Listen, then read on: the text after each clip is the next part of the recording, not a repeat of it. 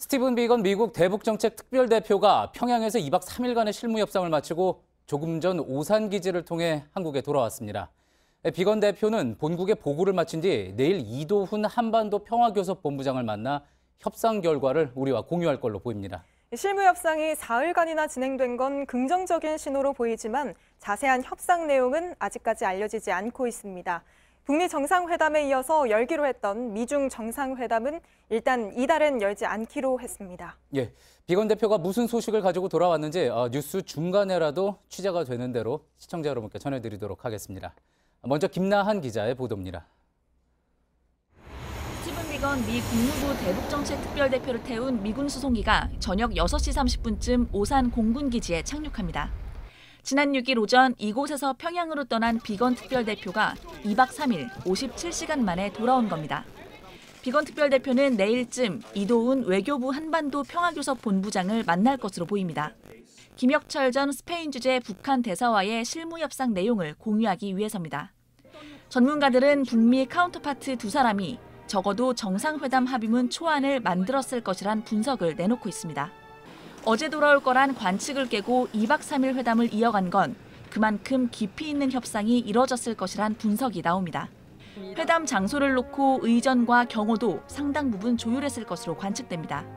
한 외교부 당국자는 JTBC에 협상 성공 여부를 떠나서 오래 얘기했다는 증거이기 때문에 긍정적이라고 말했습니다. 또 일회성으로 끝내기는 힘들다며 북미 간 추가 실무 협상이 있을 가능성을 시사했습니다. JTBC 김나한입니다. 예, 그러면 이번엔 북미 정상회담 개최국인 베트남 현지를 연결해 보겠습니다. 김태영 기자가 현장에 나가 있습니다. 김태영 기자, 지금 있는 곳이 베트남 다낭입니다. 어제 박현주 기자가 있었던 곳과는 좀 다른 장소에 서 있는 것 같군요. 그렇습니다. 저는 다낭 인터콘티넨탈 호텔 안에 있습니다. 이 다낭에서 회담장으로 유력하게 꼽히는 곳입니다. 예, 어제 저희를 비롯해서 여러 언론사들이 이제 들어가지는 못하고 호텔 입구에서 방송을 했는데 자, 지금 김태현 기자가 안에 들어가 있는 것 같군요. 어떻게 들어갔습니까? 네, 말씀하신 대로 이 호텔은 투숙객이 아니면 아예 출입이 안 됩니다. 그래서 오늘 저희가 방이 있는지 알아봤는데 아직까지는 일반인들의 예약을 받고 있었습니다. 다만 시간이 지날수록 그러니까 회담일이 가까워지면 가까워질수록 예약이 어려워지는 건 사실입니다. 예, 김태현 기자가 투숙객으로 들어가 있는 거군요. 혹시 들어갈 때는 어땠습니까?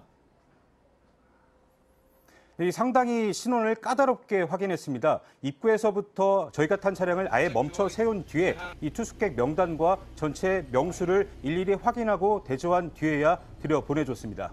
예. 자, 그럼 김태현 기자가 지금 투숙객으로 들어가 있으니까 들어갈 때는 이제 경계가 삼엄했겠지만 호텔 안을 자유롭게 돌아다닐 수 있었을 것 같습니다. 어떻습니까? 직접 둘러보니까 여러 가지 이제 뭐 취재할 만한 포인트들이 있었습니까? 네, 이쪽을 보면은 바다가 있고요. 또 이쪽 방향으로는 산으로 둘러싸여 있습니다. 상당히 폐쇄적인 공간으로 외부와의 접근성이 떨어지는 편인데 이 점이 강점으로 꼽힙니다. 직접 들어보겠습니다. This hotel is the best summit place. Yeah, it's the best, but because it's a unique location, so this like no just one way in and one way out. 예, 들어가는 길과 나가는 길이 하나밖에 없다. 자, 1차 북미 정상회담을 했던 싱가포르 카펠라 호텔과 비슷한 것 같습니다. 여러모로 지금 비교가 되고 있는 것 같은데 그 외에도 경호가 쉽다는 점 외에도 혹시 비슷한 점이 또 있습니까? 네, 그래서 실제 두 정상이 갈 만한 곳들을 한번 살펴봤습니다. 우선 이쪽 산 중턱으로 올라가다 보면 2017년 에이펙 때 트럼프 대통령을 비롯한 세계 각 정상들이 회담을 했던 국제회의장이 있습니다.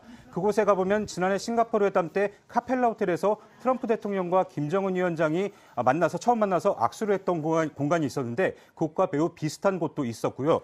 또 두 정상이 대기할 수 있는 VIP 룸과 또 양측 실무진이 이 상황실로 활용할 수 있는 공간도 다양한 형태로 갖추고 있었습니다. 예, 그렇게 두 정상이 만나게 되면은 이제 회담장에서 만나는 것뿐만이 아니라 이제 따로 어떤 이벤트를 하는 것도 저희가 또 관심을 갖지 않습니까? 지난 싱가포르 회담 때는 두 정상이 단둘이 산책을 하기도 했는데 그쪽에도 그럴 만한 장소가 있습니까? 네, 저희가 미리 한번 둘러봤는데요. 영상을 준비했습니다. 이쪽 끝으로 가면은 우리로 치면 정자가 2개 연달아 붙어 있고요. 이쪽 해변을 따라서 끝으로 가면은 두 정상이 함께 거닐 만한 아담한 규모의 다리도 하나 놓여져 있습니다. 또 이 호텔의 특징인데 이 투숙객들의 이동이 편리하도록 이 호텔은 케이블카를 운영하고 있는데 이 케이블카 안에서 두 정상이 함께 대화를 나눌 수도 있을 것으로 보입니다. 예, 그렇군요. 자, 그런데 그곳은 이제 회담 장소로 꼽히는 곳이고요. 회담장 외에 이제 두 정상 일행은 각각 다른 또 호텔에 숙소에 묵지 않습니까? 이번에 두 정상이 어디에 묵을지 어느 정도 좀 파악이 됐습니까? 네, 우선 하얏트 호텔의 경우엔 여전히 촬영이 엄격히 금지되고 있고 회담과 관련해선 말을 아꼈습니다. 반면 김정은 위원장이 묵을 것으로 예상되는 그랜드 플라자 호텔의 경우엔 회담에 대비하는 모습을 보였는데요. 한번 직접 들어보겠습니다. Yeah, likely. But the problem is that I don't know whether they will choose our resort or not, or maybe some other resort nearby. They need to check the environment, the room, the service, the food, beverage, or something like that, and then they will choose. 예, 아직 어디라고 딱히 이야기할 수는 없는 상황인 것 같군요. 자, 그런데 그 정상회담 날짜가 잡힌 날짜 즈음에서 일반인들도 예약이 되느냐 이걸 가지고 어느 호텔이 될지 가늠해 볼 수 있을 것 같습니다. 혹시 두 호텔 예약이 지금 가능하던가요?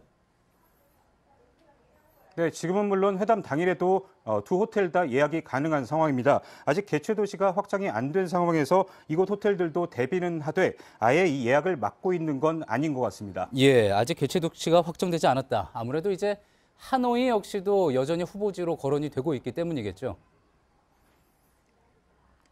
그렇습니다. 이 북배 정상회담 등 여러 가지 이유가 있기 때문인데요. 하노이 현지에서 이가혁 기자가 취재했습니다.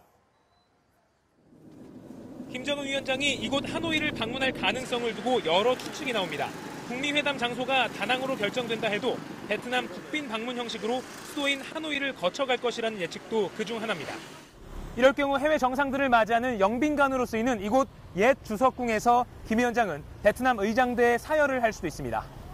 정상국가라는 이미지를 보여주길 원하는 김정은 위원장은 다른 해외 정상들이 이 나라를 방문했을 때처럼 지금 제 뒤로 보이는 베트남의 국부 호치민 전 국가주석의 묘소에 헌화를 하고 그 이후에 국가 서열 1, 2위를 겸하고 있는 응앤푸 쫑 베트남 공산당 서기장 겸 국가주석과 정상회담을 가질 가능성이 큽니다.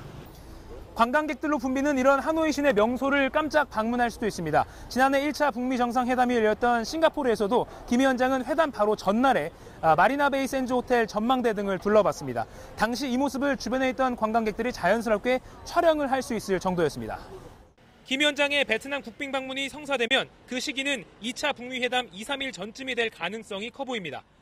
북미 회담 직전 김정은 위원장의 행보에도 관심이 모이는 가운데 설 연휴 기간 중인 베트남 외교부는 특별한 입장을 내놓진 않았습니다. 하노이에서 JTBC 이가혁입니다. 예, 다시 다낭에 있는 김태영 기자 연결해 보겠습니다. 자, 이제 회담 날짜까지 20일도 채 남지 않았는데 어떻습니까? 왜 아직까지 정확한 장소가 어디라고 발표를 하지 않는 걸까요? 네, 이게 하지 못하는 걸 수도 혹은 정해졌는데 안 하는 걸 수도 있습니다. 아직 장소를 결정하지 못했거나 혹은 정해졌는데 이 보안 등의 이유로 발표만 미루는 걸 수도 있습니다. 예.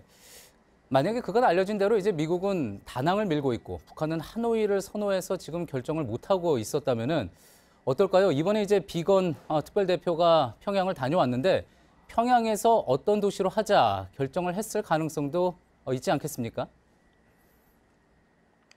그렇습니다. 이 비건이 돌아왔으니 조만간 발표할 가능성도 있고요. 또 하나 김정은 위원장의 집사격인 김창선 국무위원회 부장의 움직임에도 한번 주목할 필요가 있어 보입니다. 이 김창선은 지난해 싱가포르 회담 때 회담 보름 전쯤에 싱가포르에 미리 들어가서 의전과 경호 등을 미리 준비를 했었습니다. 이번에도 이번 주말쯤에 이곳 베트남에 들어올 것으로 보이는데 이 김창선이 하노이와 다낭을 차례로 들를지 아니면 한 곳만 갈지 이 부분이 관건이 될 전망입니다. 베트남 다낭에서 JTBC 김태영입니다. 예, 트럼프 대통령은 당초 이야기 나왔던 것과는 달리 이달 안에 시진핑 중국 국가주석을 만나지 않을 거라고 밝혔습니다. 2차 북미 정상회담에 맞춰 열릴 걸로 예상됐던 미중 정상회담이 사실상 미뤄진 겁니다. 남북 미중 4개국 정상이 모여 종전선언을 할 가능성도 낮아졌습니다. 이지은 기자입니다. 트럼프 대통령은 2월에 시진핑 주석과 정상회담을 하느냐는 기자들 질문에 아니라고 말했습니다. 그러면서 추후에 만날 것이라고 했습니다. 미국 CNN은 미중 무역 협상 시한인 3월 1일 이전엔 만나지 않을 것이란 입장이라고 보도했습니다.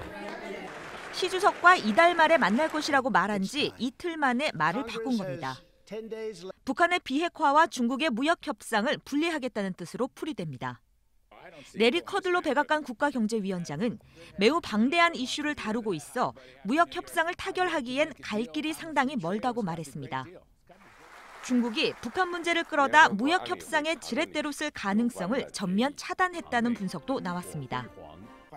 미국 CNBC는 중국이 북미 회담과 미중 회담을 이어서 하자고 제안했지만 백악관 관계자들은 연쇄 회담에 반대했다고 보도했습니다. 트럼프 대통령은 중국이 북한과의 협상을 방해한다며 여러 차례 불만을 드러내왔습니다. 남북, 미중 4개국 정상의 베트남 4자 종전선언은 일단 어렵게 됐습니다. 다만 북미 정상회담 직후 양자 간 종전선언을 발표하거나 향후 과제로 추진하겠다는 내용을 합의문에 담을 가능성은 남아있습니다. JTBC 이지은입니다. 예, 1시간 전쯤 도착한 것으로 알려진 비건 대표가 북한에서 어떤 이야기를 하고 왔는지는 아직 구체적으로 전해지지는 않고 있습니다. 정치부 김소연 기자와 어떤 협상을 하고 왔을지 좀 더 자세히 한번 좀 예측을 해보겠습니다. 자, 김소연 기자, 먼저 비건 대표는 평양에 가기 전에 다녀오면은 우리에게 먼저 잘 설명을 하겠다, 브리핑을 하겠다 그렇게 이야기를 했습니다. 내일 우리 당국자들과 어떻게 만남을 이어갈지 좀 파악이 됐습니까?